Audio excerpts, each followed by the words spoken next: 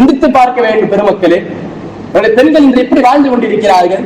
வெளியே செல்லக்கூடிய நேரங்களில் அவர்கள் உடைகளில் அரைகுறை, அவர்களுடைய ஆடைகளில் அவல நிலை, அதிலும் தாண்டி அவர்கள் பருதாவிலும் அரைகுறையான பருதா.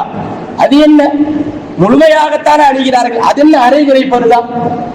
பருதாக்களை அணிந்து உடலுடைய அமைப்பும் அங்கங்களும் வெளிவட்டமாக தெரிகிறது. இதை அனுமதிக்கின்ற கணவன்மார்களும் அனுமதிக்கின்ற தந்தைமார்களும் நம்முடைய மார்க்கத்தில் இருந்து கொண்டுதான் இருக்கிறார்கள்.